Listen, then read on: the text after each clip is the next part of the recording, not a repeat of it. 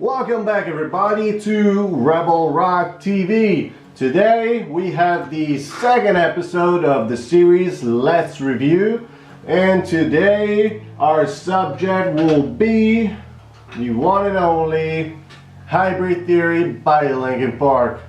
Back to the roots of nu metal, baby. Let's rock and roll.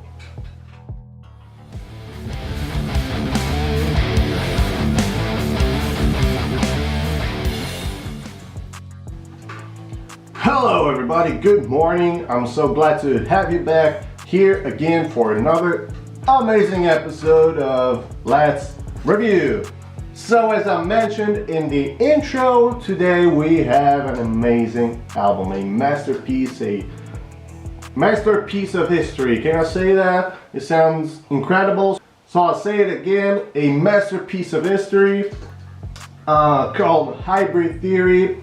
I need you to suggest me some appropriate words to describe what I have here in my own two hands, because this brought a total revolution to the music industry, in my opinion, especially in the heavy metal scene, because yeah, I can say we had a few nu metal bands, but what Linkin Park was able to do, they kind of revolutionized all that was already created by bands like Deftones, Korn, Limp Bizkit, and some other bands that I'm not gonna invest my time mentioning. First of all, like I said, it was a revolution to the music industry. These guys, who knew these guys before? No one, I guess, except for their friends and families. But anyways, what I love about this album is that they managed to create a completely new style. Yeah, you can say that's just nu metal, but the way that they put it out for their audience is completely different from okay, well, wait a second. Refrain. First thing to say, a very similar band might be Limp Bizkit, but it is not after all, because the amount of electronic sounds used in the making of this album and the strong hip-hop influence we were able to experience as we go through each and every single song is, I think, much stronger and in a way unique. It's completely different from any other band. What's unique and revolutionary about this album is that they managed to come up with this trilateral, perfectly balanced combination of electronic sounds, hip-hop influence, and strong guitar riffs. Man, they beat hard in this one. Actually, I think this is the most powerful and explosive Linkin Park album. And again, the screams full of rage by Chester, the brilliant verses by Mike Shinoda.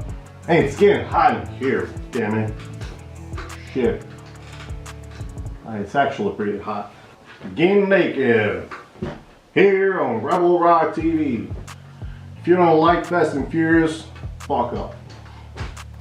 Yeah, they could perfectly mix smooth sounding tracks and digital sounds and everything in a way that they were able to create this, let's call it wave, a series of waves that could make you flow through each and every single track without getting tired of it, because they could, for instance, they could introduce the album to you with a track like Paprika, which is so explosive, so full of energy and all that, but then after a while they kind of slowed things down and added some digital melodies to make it all much smoother and enjoyable.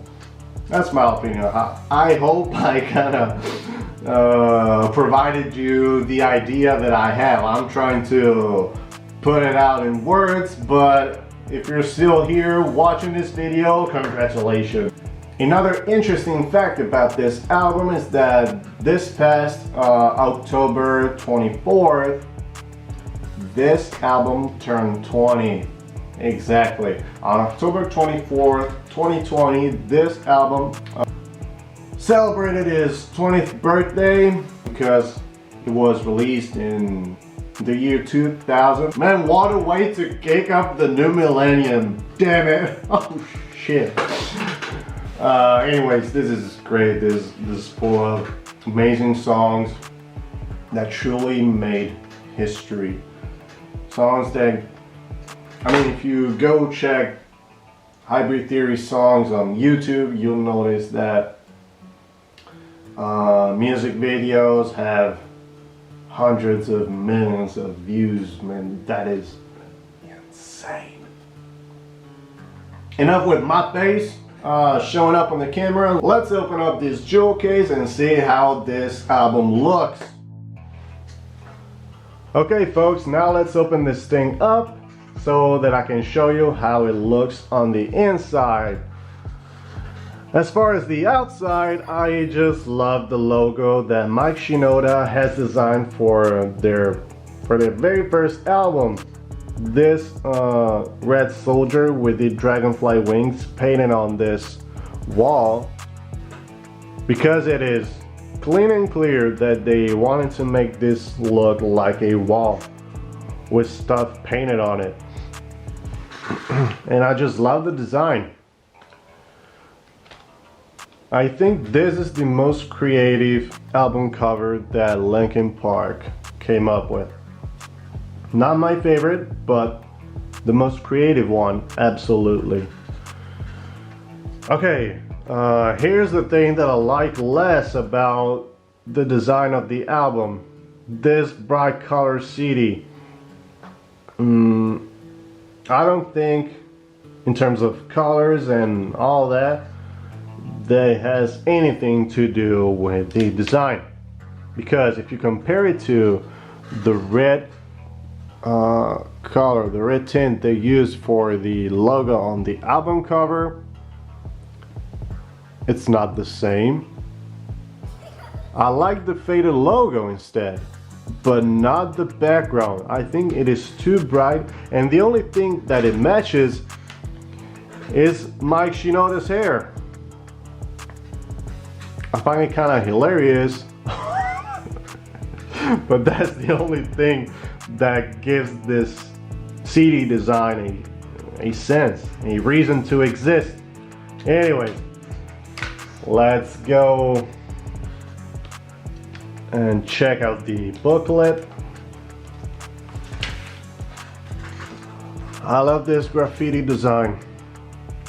This truly gives you an idea of the gap between the hip-hop world and the heavy metal world they were able to fill with the release of this album. For instance, take a look at this gray and blue filter they use for the photographs of the band members. Sorry. This has clearly something to do with the design, but that doesn't. I open this up and everything is where it should be and how it should be. Not this guy, not this guy. But the booklet, I think it is awesome. Simple, not too bright, not too dark. You can clearly see and read the lyrics if you want to. They're kind of small, but you can definitely read them. I love the logos they put in the background. This one is actually amazing. And that's it. Also, it's a different material from the average booklet you may find in a jewel case of any given album. This is the average material they use, and this is a much softer material. I like that choice as well. Okay, that was it. Let's talk about what my top 5 chart is. Okay, I hope you enjoyed the in-depth tour of the Hybrid Theory jewel case. In case you didn't get it, go! Shit, go! Do it, damn it! Go get that. Go get it. You cannot live a life without having this in your room or in your toilet, wherever you want to leave it. But you gotta have it. Oh man. Seriously, jokes apart, if you like new metal and you haven't got the album yet, you just heard the songs, you need to fix it, okay? That's something you need to fix in your life. Anyways, let's go to the top 5 chart. Actually wrote it down here. Yeah, in the first place, I definitely put In the End. And I'm not gonna tell you why, just if you listen to the song already, do it again and you'll get all the answers that you need to have. Second place, I put Paper Cut. I just love it. That's one of the best ways you could kick off a powerful album like this. Such a good energy, such a good song, such a smooth melody, but at the same time, thank you, strong as hell. Third place, we got another classic, which is Crawling. That is so powerful. I just love the intro of that song and then how it kind of explodes right in your ears. And that's truly a liberating song, trust me. Then we have Points of Authority in the 4th spot. That's another headbanging track. And at the 5th and final spot, I'm gonna put a track that probably didn't expect for me to put in that top 5 chart, A Cure for the Hitch. What? Yeah, I'm gonna put A Cure for the Hitch at the 5th spot because I just love it.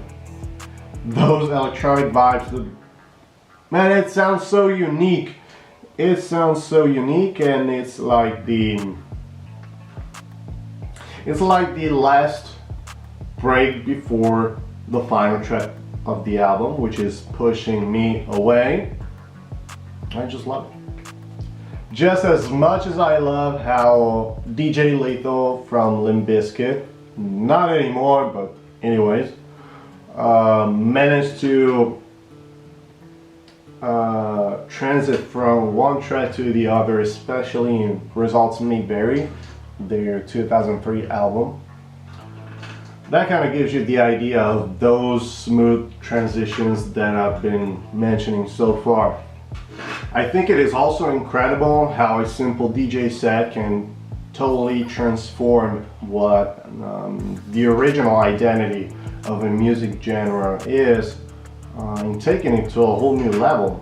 I mean, they didn't destroy an old music genre to create a new one, but they completely transformed, like a little caterpillar transforming into a wonderful butterfly. That's what I think they did with this album, and man, it was totally worth it because numbers speak for themselves, definitely.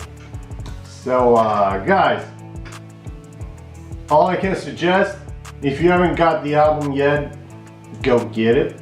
Simple as that. And if you have the album already, please take all the dust off of it and crank it up loud. Okay, that was my final message. I hope you enjoyed this video. Leave a comment down below. Let me know what you think, what your top 5 chart is, and I'll see you in the next episode. I just hope you enjoyed this amazing screen that I prepared for y'all, okay? Anyways, love you, keep rocking and rolling as always, and be good, y'all. Peace.